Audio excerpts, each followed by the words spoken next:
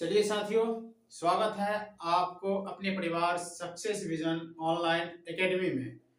देखिए साथियों, आज सामाजिक विज्ञान का पार्ट 2 लेकर आए हैं। पार्ट 1 में हम क्वेश्चन 1 से 25 तक करा चुके हैं और पार्ट 2 में क्वेश्चन नंबर आगे 26 से करने का प्रयास करते हैं। देखिए साथियों, यहाँ पे क्वेश्चन नंबर 26 क्या कहता है, वैश्वीकरण के मुख्य अंग कितने हैं?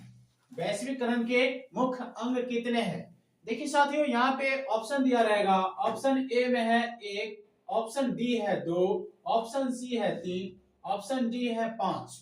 इसका करेक्ट आंसर हो जाएगा 5। इसका करेक्ट आंसर हो जाएगा 5। देखिए साथियों, अब ये क्वेश्चन, इसमें हम एक क्वेश्चन के साथ कई क्वेश्चन करने का प्रयास करेंगे। वैश्वीकरण की शुरुआत कब हुई? एक क्वेश्चन बनेगा इसमें, वैश्वीकरण की शुरुआत कब हुई? वैश्वीकरण की शुरुआत कब हुई? देखिए साथियों, यहाँ पे एक क्वेश्चन एक्स्ट्रा बन जाएगा, वैश्वीकरण की शुरुआत कब हुई और या कौन सी शताब्दी में हुई?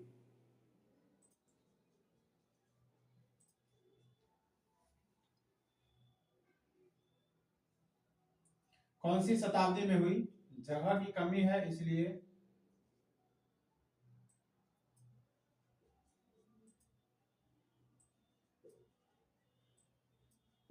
इसका करेक्ट आंसर हो जाएगा 16वीं शताब्दी। क्वेश्चन हम फिर से दोहराते हैं, बोर्ड पे जगह नहीं होने के कारण छोटा छोटा लिखना पड़ता है। वैश्वीकरण की शुरुआत कौन सी शताब्दी में हुई? इसका करेक्ट आंसर हो जाएगा 16वीं शताब्दी। देखिए साथियों, अगला क्वेश्चन है, सूचना के अधिकार आंदोलन की शुरुआत कहां से हुई? देखिए साथियों, इसमें भी ऑप्शन दिया रहेगा, ए राजस्थान, ऑप्शन बी है दिल्ली, ऑप्शन सी है बिहार, ऑप्शन डी है तमिलनाडु। इसका करेक्ट आंसर हो जाएगा option number A Rajasthan. Question क्या कहता है, सूचना के अधिकार आंदोलन की शुरुआत कहां से हुई? इसका करेक्ट आंसर क्या हो जाएगा साथियों? राजस्थान। इसका करेक्ट आंसर हो जाएगा राजस्थान। एक क्वेश्चन इसमें और बनता है, सूचना की अधिकार कितना ईस्वी में शुरू हुआ? 2005 ईस्वी में हुआ साथियों। सूचना के अधिकार अधिनियम कितना ईस्वी में शुरू हुआ? 2005 ईस्वी में। चलिए लिख भी देते हैं, सूचना के अधिकार अधिनियम, सूचना के अधिकार अधिनियम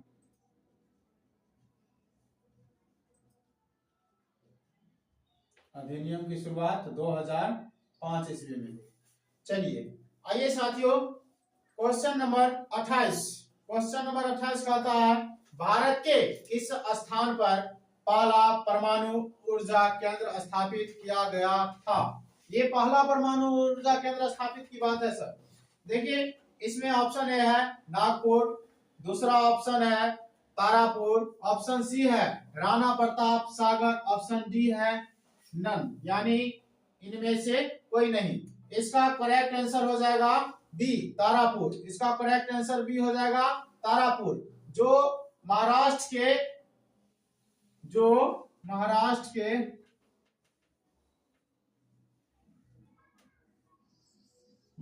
के जिले के अंतर्गत आते हैं।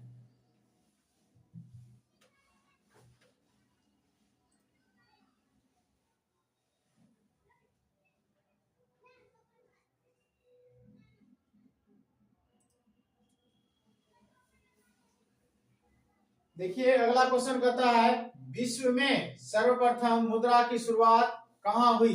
देखिए साथियों, बहुत इंपॉर्टेंट क्वेश्चन, मोस्ट भी आया है। विश्व में सर्वप्रथम मुद्रा की शुरुआत कहां हुई? ऑप्शन ए है भारत, ऑप्शन बी है चीन, ऑप्शन सी है अमेरिका, ऑप्शन डी है जापान। इसका करेक्ट आंसर हो जाएगा चीन। देखिए साथियों, विश्व में सर्वप्रथम मुद्रा की शुरुआत चीन देश में हुई। देखिए इसमें क्वेश्चन बनने की बात है, चीन की मुद्रा क्या है? चीन की मुद्रा क्या है? चीन की मुद्रा क्या है? तो होगा युआन। चीन की राजधानी क्या है? चीन की राजधानी तो बीजिंग होगा, चीन की राजधानी बीजिंग। और एक क्वेश्चन और इसी में से बनेगा, चीन की मुद्रा कितना ईस्वी में, चीन की मुद्रा सर्वप्रथम कितना ईस्वी में शुरुआत हुआ?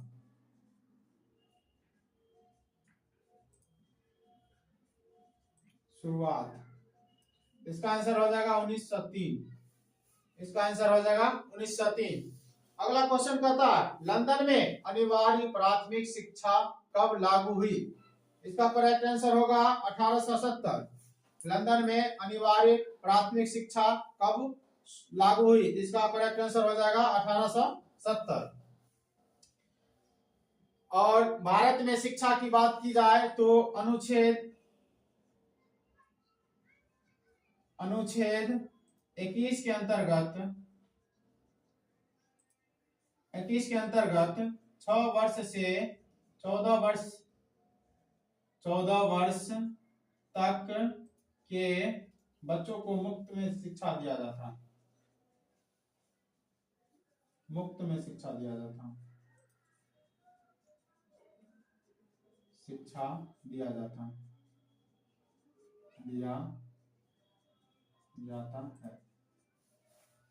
चलिए अगला क्वेश्चन संख्या कहता है 31 भारत में सहकारिता आंदोलन का प्रारंभ कब हुआ? क्वेश्चन कहता है भारत में सहकारिता आंदोलन का प्रारंभ कब हुआ? ऑप्शन ए में है 1934, ऑप्शन बी है 1905, ऑप्शन सी है 1904, ऑप्शन डी है 1920। ये सहकारिता आंदोलन कहता है साथियों, सहकारिता आंदोलन कहता है, इसका करेक्ट आंसर हो जाएगा 1904 ईस्वी। इसका करेक्ट आंसर हो जाएगा 1904 ईस्वी। देखिए साथियों क्वेश्चन नंबर अगला इंपॉर्टेंट है, वीवीआई क्वेश्चन है, इसे बोर्ड में बार बार दोहराता भी है, इसे याद रखिएगा। 15वीं लोकसभा चुनाव से पूर्व लोकसभा में महिलाओं की भागीदारी थी। ऑप्शन ए है 10%, ऑप्शन बी है 15%, ऑप्शन सी है 12%, ऑप्शन डी है 50%। देखिए साथियों 15वीं लोकसभा चुनाव में महिलाओं की भागीदारी की चर्चा की गई है यहाँ पे। 15वीं लोकसभा महिलाओं की भागीदारी जो है 10% था। क्वेश्चन बनेगा 15वीं लोकसभा चुनाव कितना ईस्वी में हुआ है? 15वीं लोकसभा चुनाव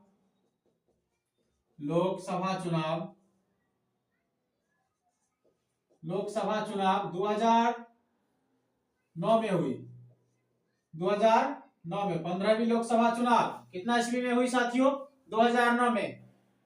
साथियों एक क्वेश्चन यहाँ पे ये भी बनेगा, वर्तमान लोकसभा चुनाव, वर्तमान में लोकसभा चुनाव होगा 17वीं लोकसभा चुनाव जो 2019 में हुआ था चुनाव। देखिए साथियों क्वेश्चन नंबर अगला कहता है 33 पक्की सड़कों की लंबाई की दृष्टि से प्रथम स्थान पर कौन राज्य है? पक्की सड़कों की बात की गई है साथियों। अगला ऑप्शन नंबर ए है पंजाब, ऑप्शन बी है बिहार, ऑप्शन सी है तमिलनाडु, ऑप्शन डी है महाराष्ट्र। इसका करेक्ट आंसर हो जाएगा महाराष्ट्र। पक्की सड़कों की लंबाई की दृष्टि से प्रथम स्थान पे महाराष्ट्र है। देखिए अगला क्वेश्चन है क्वेश्चन नंबर 34 पंजाब में भूमि निम्नीकरण का मुख्य कारण निम्न में से कौन सा है? पंजाब की बात है। देखिए साथियों ऑप्शन ए है अधिक पशु चारण, दूसरा है गहन खेती, तीसरा अधिक सिंचाई, चौथा है इनमें से कोई नहीं, यानी नन ऑफ दी, इनमें से कोई नहीं। इसका करेक्ट आंसर हो जाएगा गहन खेती। नहीं, गहन खेती का मतलब क्या होता है? देखिए साथियों गहन खेती या सघन खेती एक ही होता है, जिसे अधिक जनसंख्या वाले क्षेत्रों में खेती की जाता है। ठीक,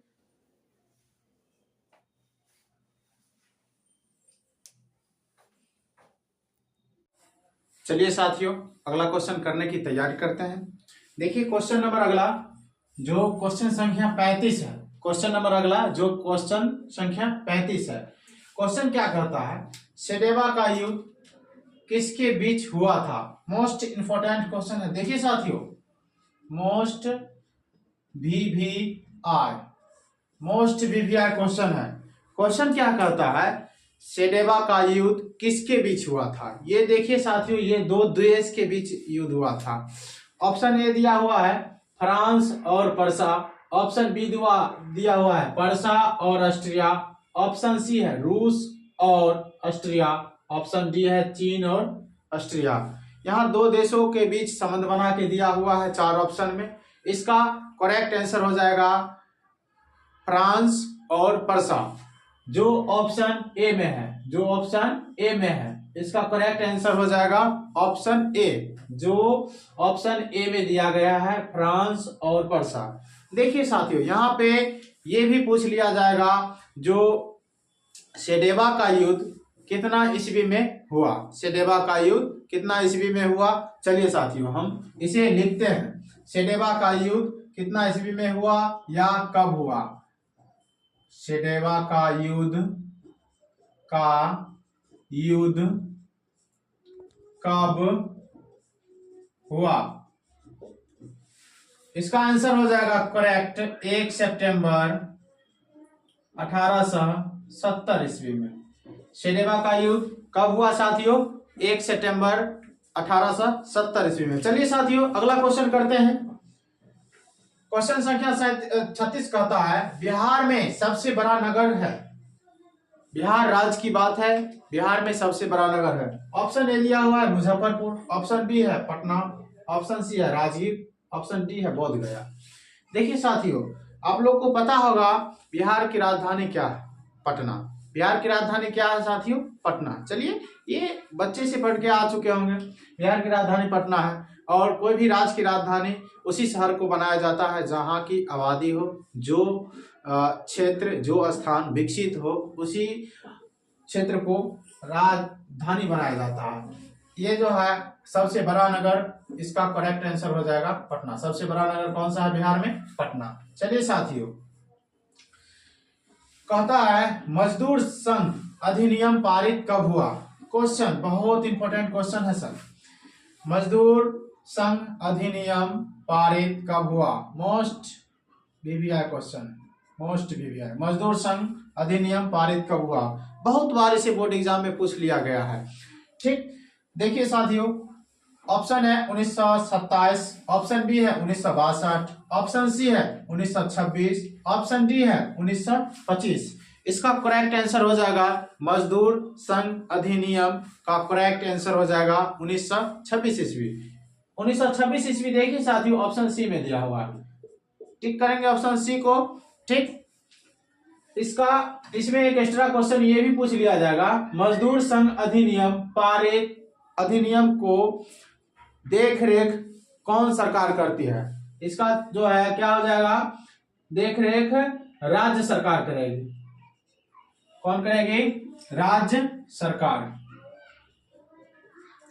मजदूर संघ अधिनियम की देखरेख कौन सी सरकार करेगी? तो राज्य सरकार।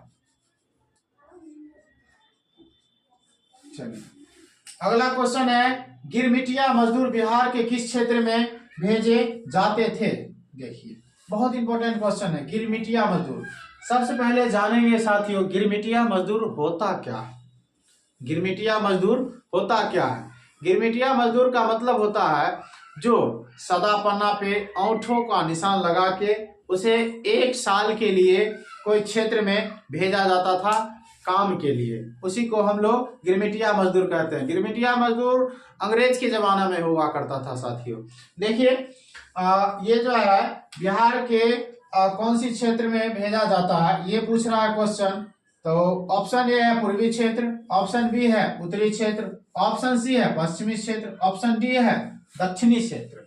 इसका करेक्ट आंसर हो जाएगा सी, पश्चिमी क्षेत्र। अगला देखिए क्या कहता है, सुनामी किस स्थान पर आता है? बहुत इंपॉर्टेंट क्वेश्चन, ज्योग्राफी का जो आपदा का क्वेश्चन है।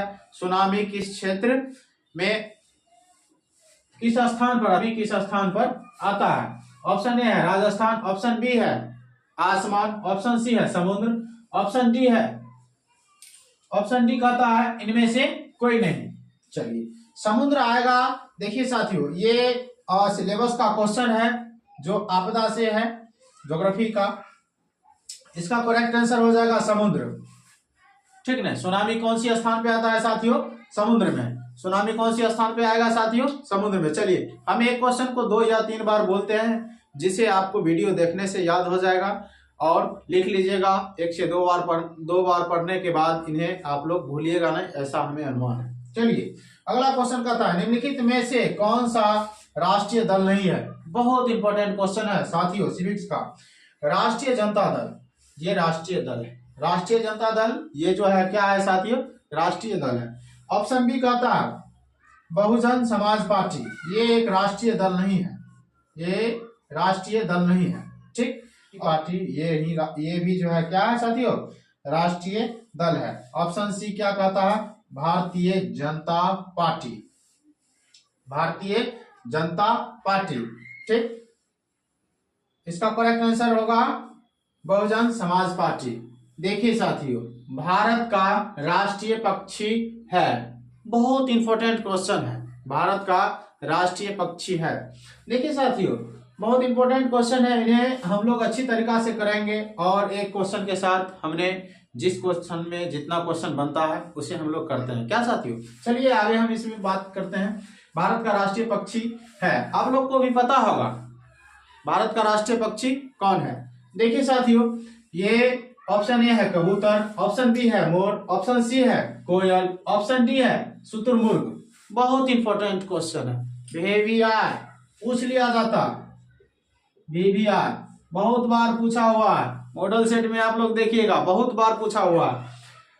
ऑप्शन ए में है कबूतर, ऑप्शन बी है मोर, ऑप्शन सी है कोयल, ऑप्शन डी है शुतुरमुर्ग। इसका करेक्ट आंसर हो जाएगा साथियों मोर, इसका करेक्ट आंसर हो जाएगा मोर, जो ऑप्शन बी में दे रखा है। चलिए इसमें जानते हैं भारत का राष्ट्रीय पक्षी मोर का राष्ट्रीय पक्षी के रूप में कब घोषित किया गया या दर्जा दिया गया और इन्हें क्यों दिया गया। मोर एक देखिए साथियों सुंदरता, ये सुंदरता में प्रख्यात है, मोर क्या है, सुंदरता में प्रख्यात है। ठीक, आप लोग भी देखे होंगे प्रदेश राज्य में मोर ज्यादा पाया जाता है। चलिए, मोर को राष्ट्रीय पक्षी के रूप में 26 जनवरी 1963 ईस्वी को राष्ट्रीय पक्षी माना गया, राष्ट्रीय पंछी माना गया। लिख देते हैं, वो आगे पीछे जगह की अभाव है, आप लोग कॉपी पे अच्छी तरीका से एक लाइन में लिख लीजिएगा। देखिए साथियों, एक क्वेश्चन यहाँ पे ये भी है शुतुरमुर्ग, ऑप्शन डी में देख रखा है शुतुरमुर्ग। सबसे बड़ा पक्षी पूछेगा क्वेश्चन में, सबसे बड़ा पक्षी कौन है, तो वहां हो जाएगा शुतुरमुर्ग। चलिए हम इसे लिख देते हैं, सबसे बड़ा पक्षी कौन है, सबसे बड़ा पक्षी कौन है, इसका करेक्ट आंसर हो जाएगा शुतुरमुर्ग।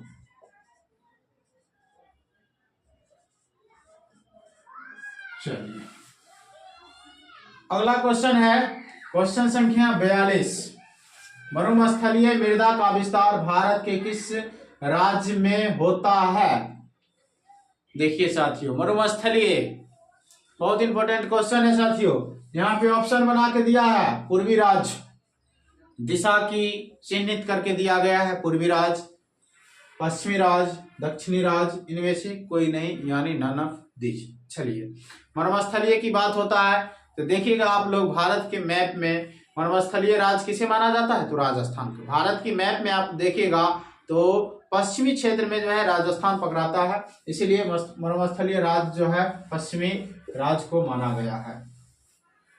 चलिए, भारत का मरुस्थलीय राज्य किसे कहा जाता है, तो आप लोग राजस्थान लगाइएगा वहां पे, यहाँ पे क्षेत्र में आएगा तो पश्चिमी राज्य लगाइए। चलिए अगला क्वेश्चन कहता है नदियों में बाढ़ आने का मुख्य कारण क्या है। ये भी जो है आपदा का ही क्वेश्चन है साथियों, जो सिलेबस का क्वेश्चन है ज्योग्राफी से। देखिए कहता है नदियों में बाढ़ आने का मुख्य कारण क्या है। ऑप्शन ए है जल का अधिकतम, वर्षा की अधिकतम, नदी की तली में अनावश्यक जल, इनमें से कोई नहीं। नदी की तली में, तली मतलब जो धारा होता है उसी को तली बोलते हैं। नदी की तली में जो अनावश्यक जल होगा उससे बाढ़ नहीं आता। जल की अधिकतम से बाढ़ आता है। यदि जल अधिक हो जाए, ठीक नहीं, वर्षा की जल से अधिक यदि हो जाए तो वह जो है क्या होगा, बाढ़ का रूप ले लेता। चलिए क्या होता है, इसका करेक्ट आंसर हो जाएगा ए। ये क्या हो जाएगा, जल का अधिकतम। ये क्वेश्चन कहता है बिहार में सबसे अधिक आबादी वाला जिला है। बहुत इंपॉर्टेंट क्वेश्चन है, आप लोग ये भी जान चुके हैं। यहाँ पे क्वेश्चन संख्या सबसे बड़ा नगर है पटना। सबसे बड़ा नगर कहाँ है, पटना। बड़ा नगर है, ऑटोमेटिक है, वहां पे आबादी ही अधिक होगा।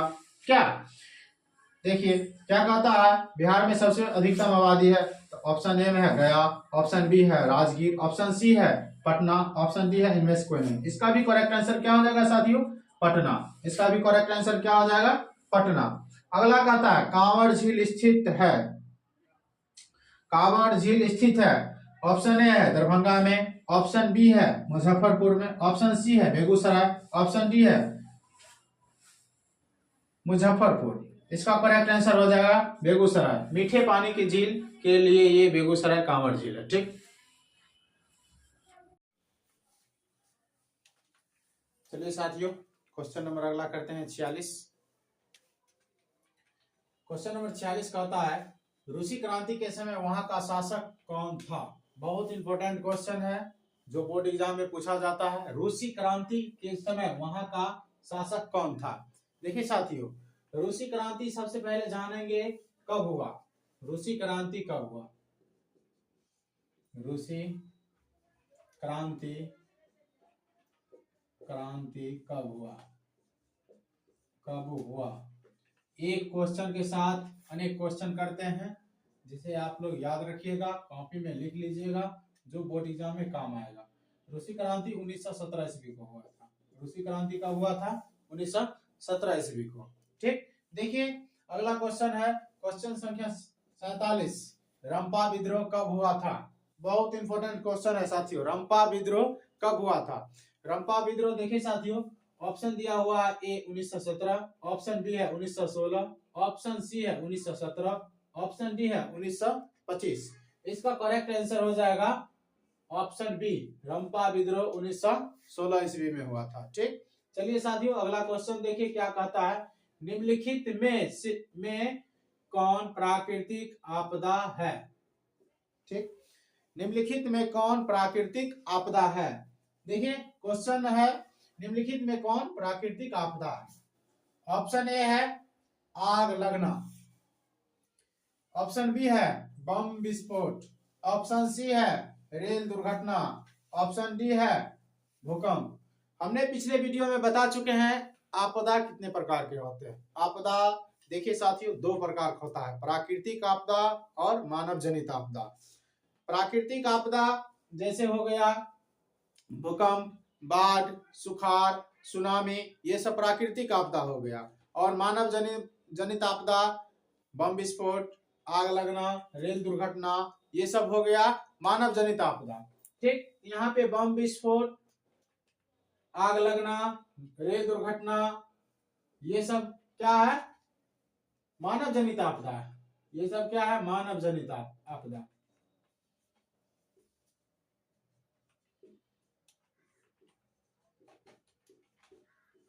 और यहाँ पे ऑप्शन डी दिया गया है भूकंप, ये हो जाएगा प्राकृतिक आपदा। ये हो जाएगा प्राकृतिक आपदा। यहाँ पे लिख लीजिए प्राकृतिक आपदा आपदा दो प्रकार के होता है। आपदा दो प्रकार के होता है।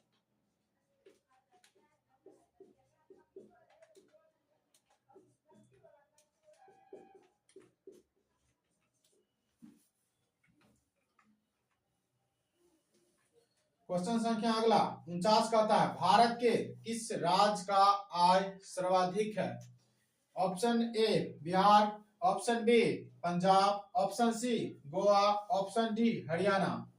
यहाँ पे देखिए साथियों, यहाँ पे बिहार तो एक बीमारू राज्य है, इसकी यदि आय सर्वाधिक होता तो ये बीमारू राज्य नहीं कहलाता, इसलिए बिहार नहीं होगा। पंजाब ये भी नहीं होगा।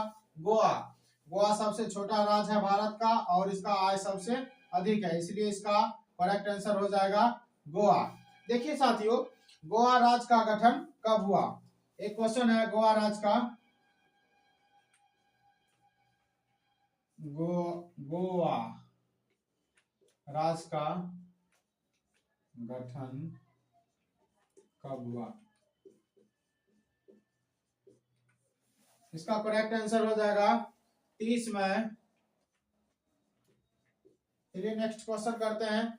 किस क्षेत्र को द्वितीय क्षेत्र कहा जाता है?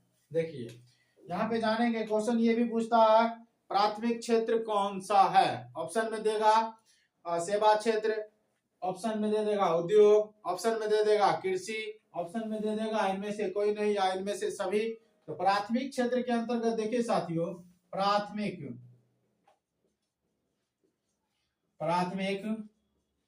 क्षेत्र के अंतर्गत कृषि, मत्स्य पालन या पशुपालन, ये सब प्राथमिक क्षेत्र के अंतर्गत आता है। द्वितीय क्षेत्र की क्वेश्चन कर रहा है, यहाँ पे होगा सेवा क्षेत्र। द्वितीय क्षेत्र होता है सेवा क्षेत्र। चलिए साथियों, आज इतना ही तक काफी है। आशा है आप लोग मस्त रहिए, किताब कॉपी में व्यस्त रहिए। जय हिंद।